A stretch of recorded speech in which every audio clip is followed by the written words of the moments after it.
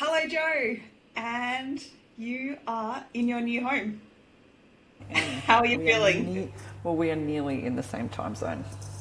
I know, I really feel it. It's been, when you landed, even though I actually wasn't in the same time zone, it felt like we were back together in such a wonderful way. And I know I'm going to see you in real life soon, and it's super exciting. So I'm happy to have you a little closer. But how's it Yeah. feeling? There's been this, massive build up, and now it's finally happened. Um, it's good. It's like a sort of relief, I guess. Relief is probably a bit of a word, like you said, the build up, and this has been a relatively, in the scheme of things, quick sort of turnaround in life from go to arrival. So I think I'm feeling relieved. I'm so pleased that we have moved into our place, even though we've got sort of rental furniture in here. Just being able to get some sort of routine from relatively quickly day one, and getting to know our neighbourhood now, living here, and all of those things, rather than us having to have that temporary accommodation before our place got ready, which realistically happens for most people most of the time. That happened for us last time as well. Oh, actually, no, it didn't. We had rental furniture. Actually, no, it didn't when we moved to Singapore, because I went to Singapore, found an apartment, and then paid rent for 2 months while we lived in Oz still. God. I know, and it was like eye-watering as well, and we just sort of thought, because it was like a rental, it was madness when we moved to Singapore. There was a lot of sort of troubles happening in Hong Kong, so there was a huge amount of people moving from Hong Kong to Singapore, and the rents were just insane, and the agent that was taking us around was just like, if you want this, I would lock it in now, and you're just going to have to take the hit on rent. So we actually did move into our place last time as well, and had rental furniture in there, but it was like at an eye-watering expense. An Yeah. eye-watering expense. But yes, it's definitely been good. And then look, we, not by design, but we also arrived like 4 days before a 3-day public holiday. And for anyone that's spent time in Thailand at this time of year, it is mayhem of fun. And so Songkran, which is Thai New Year, is like a water fight, a national water fight for 3 days. And so we've been like, we did 2 days, and then we're just like, we're going to end up with like pink eye or some sort of disgusting fungal infection in our feet. But out in the streets and shooting water pistols at people, and it was just so much fun. So it was really good, because then like Hugh was off work as well, and we got to do a fair bit of just time being here, which was really good. And So as a yeah, the family. timing's been really good. Yeah, Yeah. yep, That's so nice because I think often people don't get that. You come in at, especially as the accompanying partner, you're sort of stuck at home doing all the doing while the partner continues on with their work. So that, even if yeah, it wasn't planned, it was very well timed. So I'm glad you got that. yeah. And it's just like, it was really good to have some time to, and I'd sort of forgotten all of these, but like finding a supermarket to get your staples. You've got to go and do that big shop to start with, where you're buying your spices and your dishwashing Yeah. detergent and your all of those things to stock your kitchen up. And so we were sort of like, okay, well, which of our million supermarkets on our doorstep is going to be our local, and where are we going to get fruit and veg, and are we going to buy meat from here, and those sorts of things. And so actually having those few days off, so it ended up being realistically a 2-day weekend plus a 3-day long, like, so we had 5 straight days of going and doing fun things and exploring and stuff, but also doing logistics of, life things, And buying a even like, garbage bin, like yeah. doing those sorts of things. And I feel like you did your recce together, which was fantastic. So, and you were so thoughtful in finding a location that you could then bring your girls back to. So it's like, I think you've done all that, but then to even still land there and be like, oh gosh, there's all this other stuff that we need to do too, and to have Yeah, Hugh with you while you're doing that, that would have been so nice. Because I remember that landing here and like feeling quite overwhelmed by the supermarket situation, which felt really it made me feel very small that that was the kind of thing that was bothering me so much. 100%. But to be fair, when we got here, Hugh went to work the next day, so I had 2 days on my lonesome where he's like, can you just go and get stuff organised for dinner? The girls and I went to the supermarket, and literally what you've just said, And to be fair, I think it's probably with my like perimenopausal indecisive brain as well. We walked around in the supermarket and I was like, I can't make a decision at all. We ended up getting like at 7-Eleven you can get these ham and cheese toasted sandwiches that they are like, I don't know, $1.50 equivalent in Australian dollars, and you like take it out of the fridge and take it and they put it in the toasting machine, and that's what we had for dinner because I could not make a decision in the supermarket. Well, to be fair, you have had decision overwhelm over the last. So Yep. I think going for the old favourite of a ham and cheese toastie is okay Yeah. sometimes.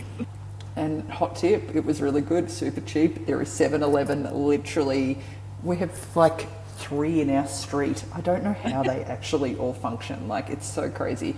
So they are also, hot tip for anyone in Thailand, if you've got hangry children walking around the street, you can literally swing into pretty much any of them and feed them this, and it is cheap and good. Amazing. Good to know. I know, it's good. So, no, feeling good, we're just so lucky that we had my friend Sam here, who has just been absolutely, a godsend being here. And we've spent a lot of time because the girls are going to, actually, we found out that their eldest and our eldest are going to be in the same class together at the school as well, which is awesome. And so getting them back together and having some catch-ups, like, it's been really, really good because the eldest has sort of continued her rather unpleasant behaviour around not wanting to be here. But I feel like once school starts next week and she gets into a bit of a groove and she'll remember how sort of much fun these sorts of things are and getting to meet all these new people and big new flash school and all of those sorts of things, that she'll get her groove. But yeah, she's been pretty challenging over the last couple of days though. Yeah, it's a big adjustment for all of you, and I think it's hard with these things. Like, everyone handles it so differently, and you're the one again that's sort of having to hold it all together, like carry and catch those big emotions while you've still got that for yourself as well. Yeah, 100%. And while I sort of had all of the relocation things pretty sorted in my head, and I've sort of spoken a lot about this, like, I'm super excited to be here and super excited about all the other things, but 3 days ago the sale of our house fell over, so we are now back at square one as far as we now have to try and manage things as far as putting tenants into the house, which, to be fair, I was quite cocky and confident that we were actually going to pull this off, and so I had given very, very little thought to what that actually looks like, and am now having the realisation that I have actually not set myself up very well to do this. Like, there's literally a bag of keys for the house sitting in the house. Like, I don't actually know how we're going to manage this, so I emailed the real estate agent last night and was like, can we talk on the phone to how we're going to do this? I can't remember how to do any of these things, and what do you need from us? And anyway, which is really annoying. So because that has just been such an ongoing thing for me in particular, and more for Hugh and I, as far as getting that off our plate, and it is now not off our plate, that has been very much simmering away for us over the last couple of days. And so I have been very short with the kids when they're showing any form of needs of their own. I'm just like, I haven't got the capacity to deal with you at the moment, which has been also pretty unpleasant, really. So while we've had a really fun few days, there's been a fair bit of snapping at each other and all of those things. And again, we're dealing with not a massive jet lag, but just that readjustment of, time, late nights, and what feels like early mornings, and all of those sorts of things New as climate, the heat is draining in a way. Hot. And it's been very hot from what I hear from people who have recently been to Bangkok. Yeah, particularly hot. Even the locals are like, oh, you've literally chosen a horrible week to arrive. So yeah, it's hot. It's really hot. And just, we've left the privileged land of Australia with beautiful air quality. It's where you're very aware that it's not looking too bad out there today, but it's you're aware of the air, which is different as well. And so that I've been reading up a bit on that, and that can make you feel a bit groggy and things in the morning, and that's when we're generally at our snappiest at each other. So Yeah. And all of that is like such a human response to what you're going through as well. And yeah. I do think it's really hard as the partner that is trying to keep it all together for everyone. And the house thing is huge. You have been carrying that, and your desire for a line in the sand was so strong. Like, you've talked about it so many times. So for that to have sort of fallen over at this late point when you're out of the country and having to deal with it, and I don't know, I just want you to be a little kind to yourself, because I think it's okay sometimes to fully invest in these things. I know you like to overplan and sort of scenario a lot, but I think you really didn't have capacity to be doing that before you left. So be kind to yourself. Well, thank you. I will attempt to. The thing that I sort of didn't really think about, so there's actually a huge amount of maintenance that we just sort of didn't do because we were like, oh, we're selling it, that's someone else's problem. And now we're like, oh, we've got to get someone to come and put some concrete there, and we've got to do this and that. And so there's a fair bit of stuff that needs to happen. And again, like I was sort of saying to you offline, but I feel a bit of a brat because every bit of money that we've got to spend on that there means that that's sort of taking away from experiences and things that we're doing here for a very little sort of return on investment that feels like when you're away. So it's been a bit of a dampener on things, and particularly just. And this is me just nitpicking the things, but like the behaviour of the buyer was really pretty pathetic. Like literally ghosting their own lawyer, not talking to the, just sort of went literally cold. And so even just that, just people not being able to have like an adult conversation, and if you've changed your mind, say it, and so. Well, we all know you're a very direct person, and I am as well. So you and I don't have a lot of patience for people who can't behave like that. So you're preaching to the converted. Yeah, and but especially because it then impacted, like obviously I can't force someone to spend lots of money on a house if they're not going to want to do it, but just like not being respectful of people's time and emotions and all of those things. Like it appears that he sort of knew this before we left and dragged it out, and it's happening, the lawyers literally, his lawyers thought so, our lawyers, the lawyers are all talking to each other, everything, like he was supposed to come in to sign the things and didn't. So like just also a huge amount of waste of money and time and energy on lots of other people's parts, which is very frustrating. Leaves an extra bad taste in the mouth for what is already a pretty crappy situation. But again, dumb. Like we live in a small town. Like everyone knows. It's really awkward. It's really awkward. Anyway. But now you're in a big town, and how's that? Now I'm in a very big town. Yeah. So you've been doing the water fights, the supermarkets, anything else that you were sort of wanting to do in this first week to get you all settled and feeling like this is home? Well, we've got some other friends that moved from Singapore to here as well that we're catching up with today while everyone's still on school holidays. She's a teacher, so she's taking advantage of having another few days off while it's still school holidays, which will be good. But as far as being in a big city, like I just had not forgotten, but it was just very aware of it. Like I went, where did I go last night?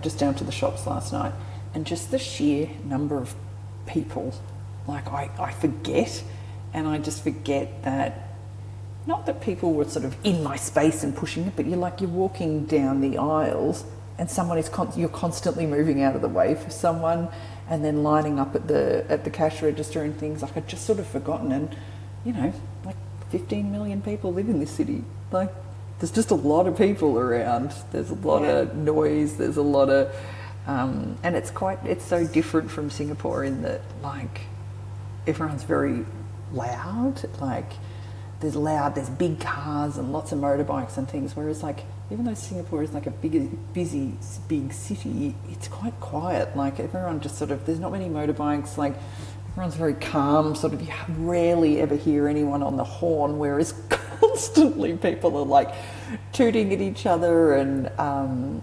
But it's not at all aggressive. Everyone, it all just sort of works. But it's just there's a lot of people, and I think that's been just an interesting and fun sort of reminder here. But also, what has been surprising, I sort of thought, because they don't really love a footpath here, so like you're on the road walking around a lot of the time as well.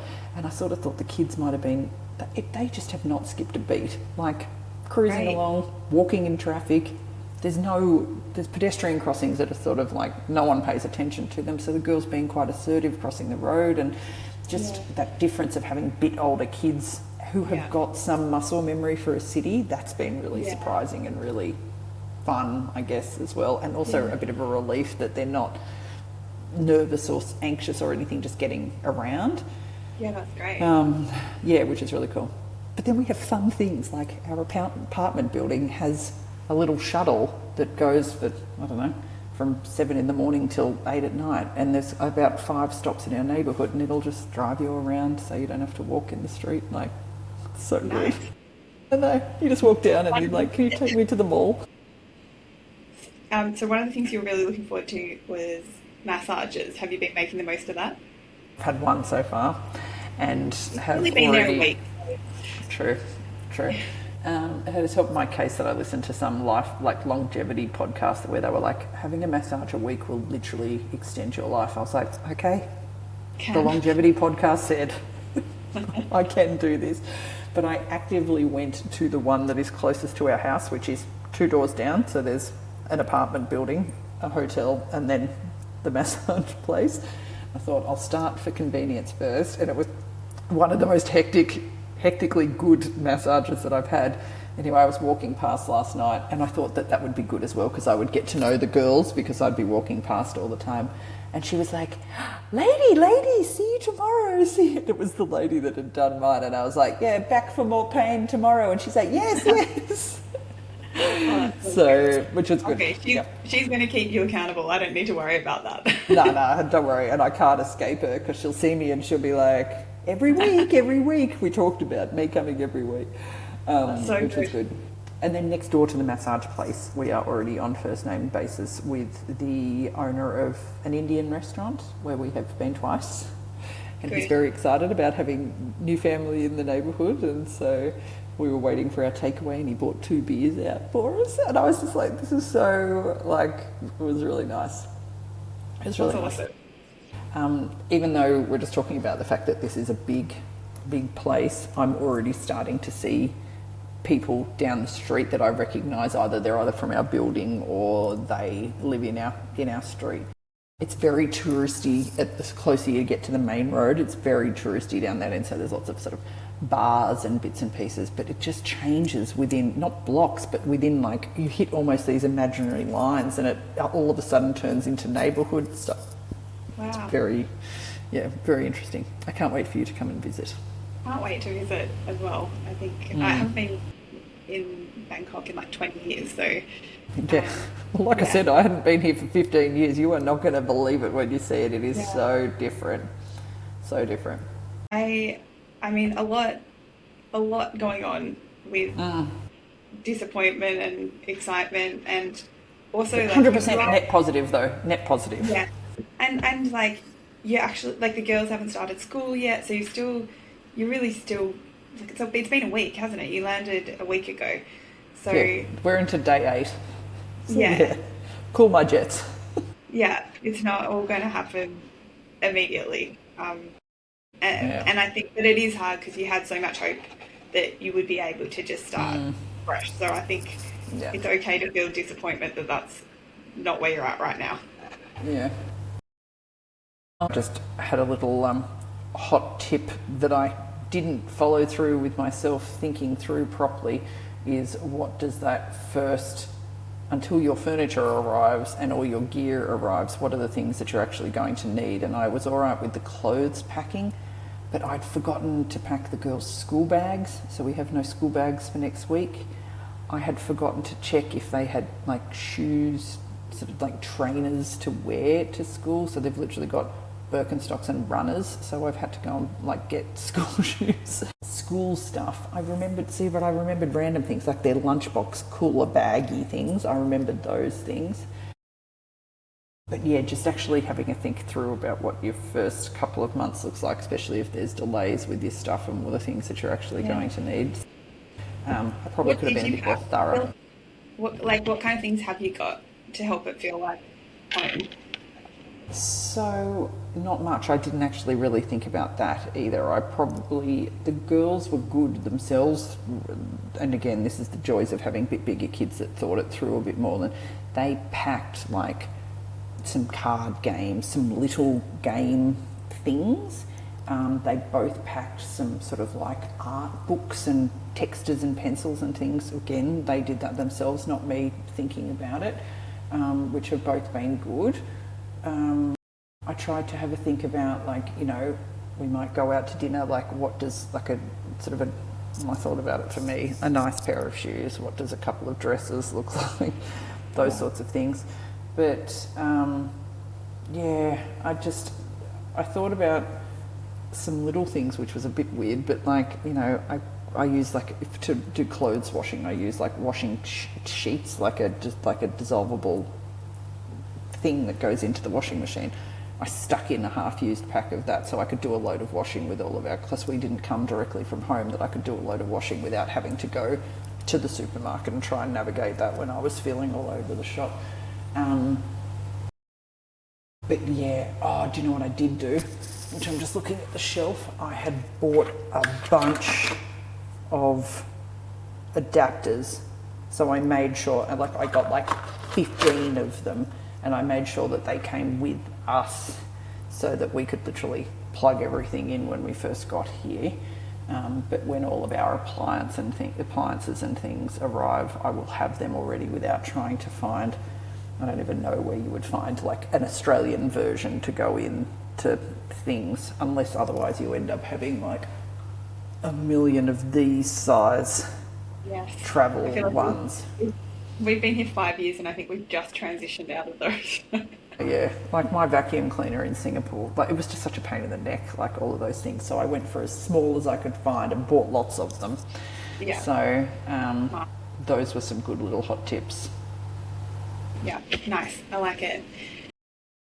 My girls were a bit younger than when we moved, but I remember like doing bringing sort of things from their bedroom to hang up, so that when we're in like the service apartment, even it felt a little bit more like home. But I think it's little things, like we had friends that moved to Singapore recently, and they didn't have they had a little baby and they didn't have the right kind of pot to make like a porridge or something, so we were taking over our pots and pans and stuff for them. So I think it depends, and some of that stuff you can just buy, obviously, but it's funny the little things that you can get caught up on and be like, oh no, I just want that one thing from home.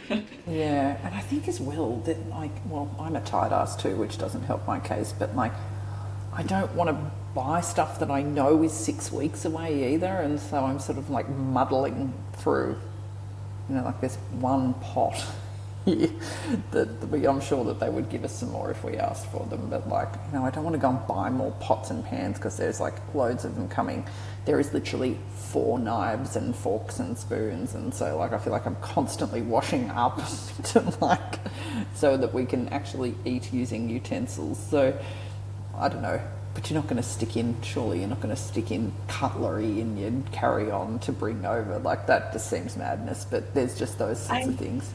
And I think it also, people get different packages that bring them over. Like I know a lot of friends from England that came to Singapore, they get the air freight, and so they had sort of these big boxes of stuff arrive where they could do that, but I mean that wasn't our situation. So yeah, it really depends. It's the kind of thing I think that it's worth drilling into, like reflecting on this, like is that the kind of thing that you could have asked for to arrive? Yeah, well, we did. See, we had it when we moved to Singapore, the air freight, so we put like our linen and things in so that we could hit the ground running with our own sheets and towels and those sorts of things. And it meant that all of our stuff wasn't like that, wasn't sitting on a boat in a stinky container. Anyway, we requested that and it was a hard no this time, so all our stuff's on a boat. What we did do, because Hugh had been coming back and forth, he bought a suitcase over one time with like a big vacuum pack, so we stuck 2 sort of memory foam pillows and some more clothes and bits and pieces in it that he then left with friends here that I literally only went and got last night, so I slept on a pillow last night that was ours, which was quite nice. But yeah, just little things like that. And you can't plan for everything. Again, going back to the house and not planning better for potential tenants. Even though you weren't writing lists, they were long, even if they were imaginary. Like, you had so much in your head. So I think there's only so much you can do, and hindsight is a wonderful thing. And hopefully there's some gems in here for people who might be in the process of moving or thinking about it and writing down, oh yeah, that's something I would really want. But yeah, be kind to yourself. You can't do it all.